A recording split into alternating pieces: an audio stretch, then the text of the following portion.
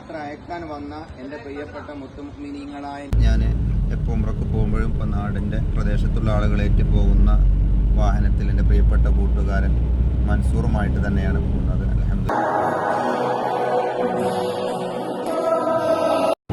അസ്സലാമു അലൈക്കും വറഹ്മത്തുള്ളാഹി. അൽഹംദുലില്ലാഹ്. ജിദ്ദയിൽ നിന്ന് മക്കയിലേക്ക് പോകുക. നല്ല ബസ്, അടിപൊളി ബസ്. അസ്സലാമു അലൈക്കും വറഹ്മത്തുള്ളാഹി വബറകാതുഹു. അൽഹംദുലില്ലാഹ്.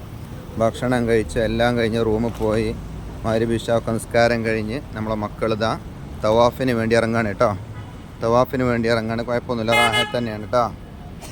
അസ്സലാമു അലൈക്കും വറഹ്മത്തുള്ളാഹി. അൽഹംദുലില്ലാഹ്. തവാഫ് കഴിഞ്ഞ് നമ്മളെ പ്രിയപ്പെട്ടവർ സഅയിലേക്ക് പോവുകയാണ് ഈ കാണാം കേട്ടോ. അൽഹംദുലില്ലാഹ്. സുബഹി നിസ്കാരിക്കേണ്ട മുമ്പ് തവാഫ് കഴിഞ്ഞ് സുബഹി നിസ്കാര ശേഷം സഅയ് ചെയ്യാൻ വേണ്ടി പോവുകയാണ്. നബിയ റളീനാ ബില്ലാഹി റബ്ബൻ ബിൽ ഇസ്ലാമി ദീനൻ വബിമുഹമ്മദിൻ നബിയ ബിസ്മില്ലാഹിൽ ഹംദുലില്ലാഹിൽ ഖൈറു വശറു ബിമശീഅത്തില്ലാഹ് ബിസ്മില്ലാഹിൽ ഹംദുലില്ലാഹിൽ ഖൈറു വശറു ബിമശീഅത്തില്ലാഹ് ആമന്നാ ബില്ലാഹിൽ യൗമിൽ ആഖിർ സുബ്ഹാനല്ലാഹി ബാത്തിനം വലാ. അസ്സലാമു അലൈക്കും വറഹ്മത്തുള്ളാഹി. നമ്മളെ ബുറാക്ക് ട്രാവൽസിൻ്റെ പ്രിയപ്പെട്ട ഹാജിമാർ ഹദ്ദാദ് കഴിഞ്ഞ് മടങ്ങുമ്പോൾ സഫാ കുന്നിൻ്റെ താഴ്ഭാഗം, ഏറ്റവും അടിഭാഗം കാണിക്കുകയാണ്. കിട്ടിയൊരു ചാൻസ് അവർക്ക് എന്ത് ചെയ്യാണ്, അത് ഉപയോഗപ്പെടുത്തി കൊടുത്തിക്കണം കേട്ടോ. സഫാ കുന്നിൻ്റെ താഴ്ഭാഗം കാണുകയാണ് കേട്ടോ. അസ്സലാമു അലൈക്കും വറഹ്മത്തുള്ളാഹി വബറകാതുഹു. അൽഹംദുലില്ലാഹ്. നമ്മുടെ ബുറാക്ക് സംഘം ഇന്ന് ജയറാന ഉംറക്ക് വേണ്ടി പുറപ്പെട്ടിരിക്കുകയാണ്. ബസ് ഇപ്പോൾ വരും, വെയിറ്റ് ചെയ്തുകൊണ്ടിരിക്കുന്നു. അൽഹംദുലില്ലാഹ് എല്ലാവരും പോന്നിട്ടുണ്ട് കേട്ടോ. ആരും പോരാതെ നിന്നിട്ടില്ല. അൽഹംദുലില്ലാഹ് റാഹത്താണ്. എല്ലാവരും വളരെ ഹാപ്പിയാണ്. ഒരാൾക്കൊരു ബുദ്ധിമുട്ടോ പ്രയാസമോ ഇതുവരെ ഇല്ല, ഇനിയും ഇല്ലാതിരിക്കട്ടെ. നമ്മളൊക്കെ ദുആ ചെയ്യട്ടോ. ഒരു ബുദ്ധിമുട്ട് ആർക്കും ഇല്ല. റാഹത്തായിട്ട് നമ്മളെ കൂടെ ഉണ്ട്. അസ്സലാമു അലൈക്കും വറഹ്മത്തുള്ളാഹി.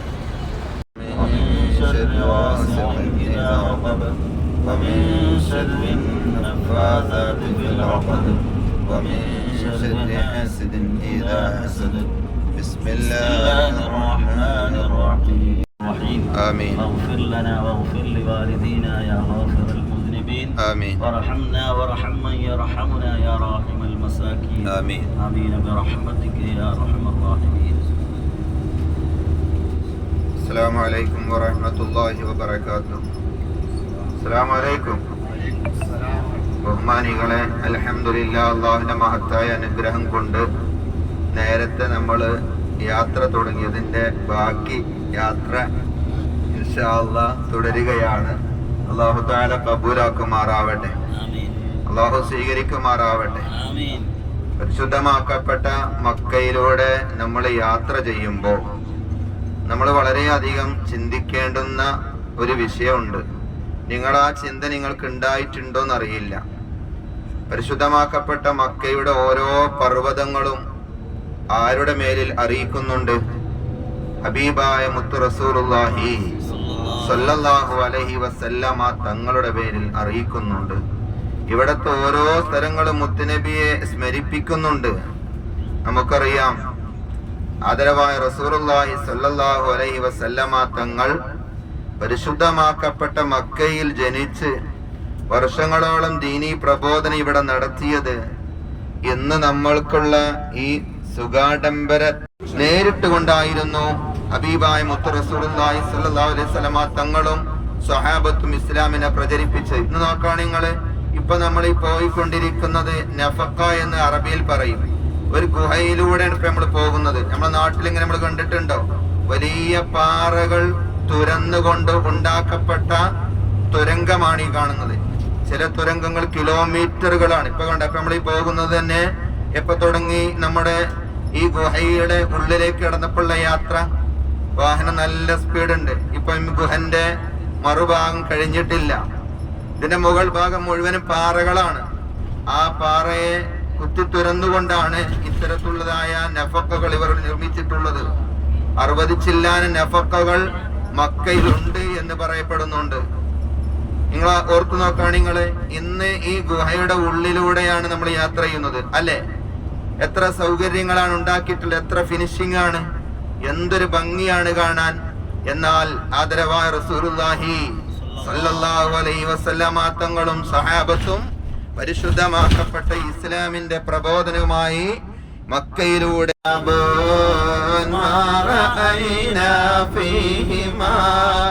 مثل حسنك قط يا سيدي خير النبي لا إله إلا الله لا إله إلا الله لا إله إلا الله محمد رسول الله أنت منجينا غدا من شفاعتك الصفا من لنا مثلك يا سيدي خير النبي لا إله إلا الله لا إله إلا الله لا إله إلا الله محمد رسول الله ارتكبت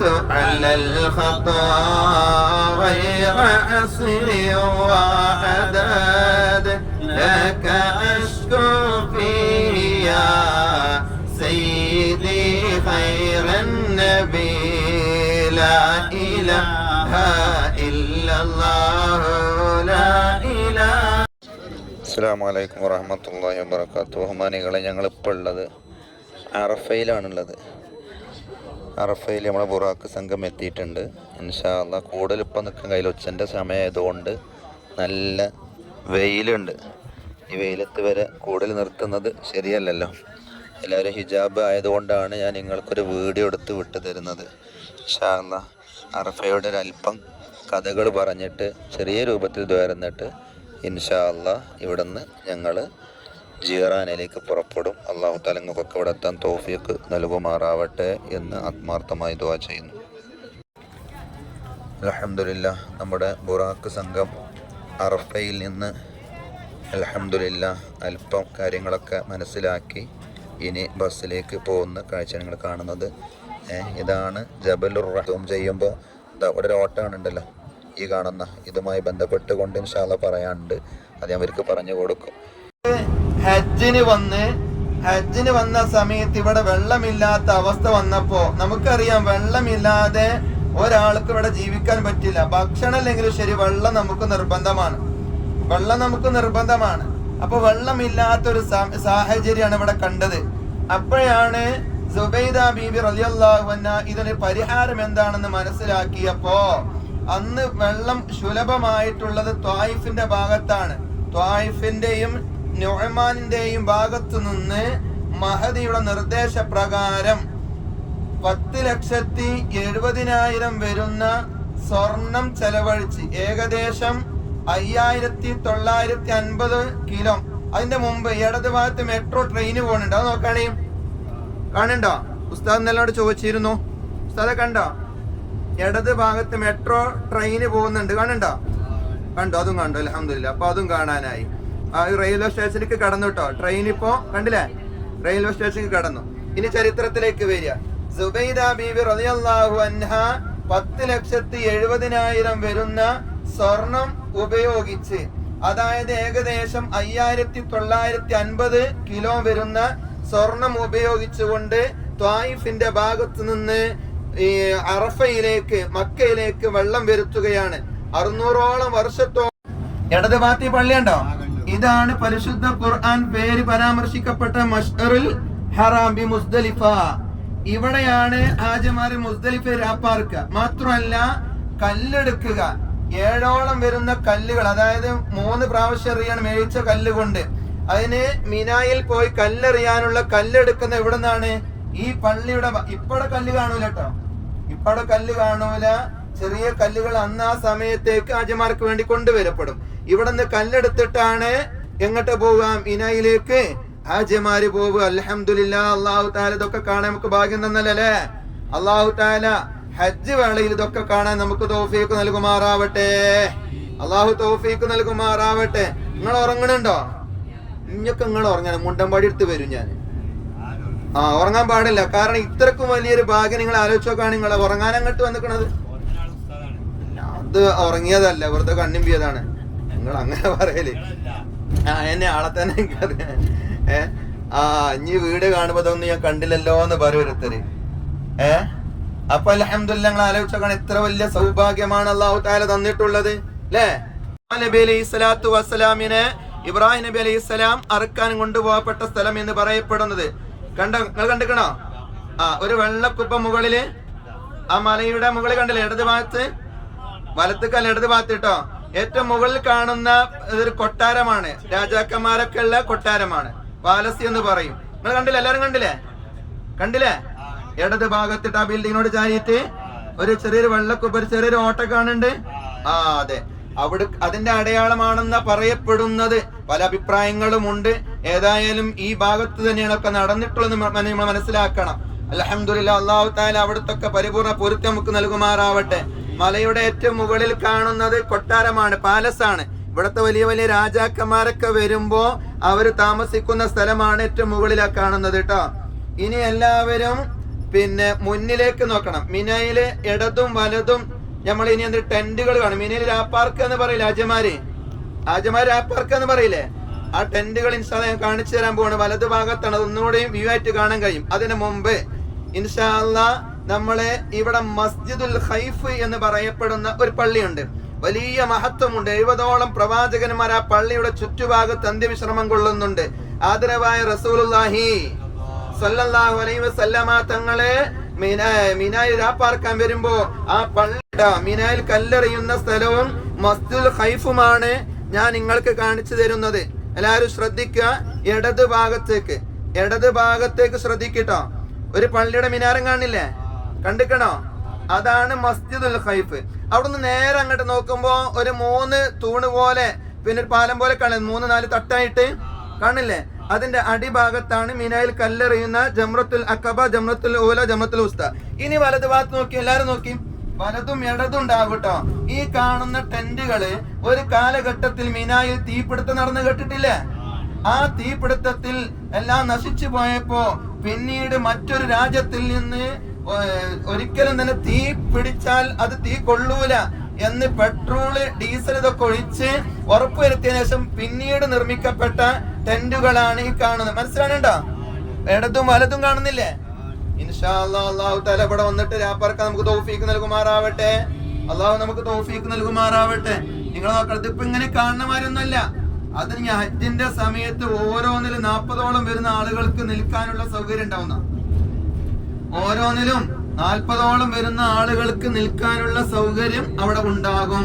അതാണ് മിനായിലെ ടെന്റുകൾ. ഇൻഷാ അല്ലാഹ് അല്ലാഹു സുബ്ഹാനഹു വ തആല ഒരു വട്ടെങ്കിലും ഇവിടെ വന്ന് രാപ്പാർക്കാൻ തൗഫീഖ് നൽകുമാറാവട്ടെ. ഞങ്ങളിപ്പോ ജയറാനയിൽ എത്തിയിട്ടുണ്ട് കേട്ടോ. ജയറാനിൽ ബസ് ഇറങ്ങി. ഇൻഷാ അല്ലാഹ് ഇനി ഇവിടുന്ന് അസർസ്കാരം കഴിഞ്ഞ് ഇഹ്റാം ചെയ്തിട്ടാണ് ഇവിടെ. ആ തണലേക്ക് കേട്ടോ, തണക്കുന്നുണ്ട്, അപ്പുറം പോകരുത്, തണക്കേക്ക്. ജയറാനയിൽ ബുറാക്ക് സംഘം ജയറാനയിൽ എത്തിയിട്ടുണ്ട്. ഇൻഷാ അല്ലാഹ് ഇവിടുന്ന് ഉംറക്ക് ഇഹ്റാം ചെയ്തിട്ടാണ് ഇനി ഞങ്ങൾ പോവുക. ഇന്ന് രാത്രി ആ ഉംറ പൂർത്തിയാകുമ്പോഴേക്ക് കേട്ടോ. ഈ കാണുന്നതാണ് ജയറാനയിലെ പള്ളി കേട്ടോ. ജയറാനയിലെ പള്ളിയാണ് ഈ കാണുന്നത്. റസൂലുള്ളാഹി സ്വല്ലല്ലാഹു അലൈഹി വസല്ലം തങ്ങൾ ഇവിടെ വന്നിട്ട് ഉംറക്ക് ഇഹ്റാം ചെയ്ത് ആ സംഭവമാണ് ഇവിടെ. ജയറാന കഥകളൊക്കെ അവരെ പറഞ്ഞു കൊടുക്കണ്ട കേട്ടോ.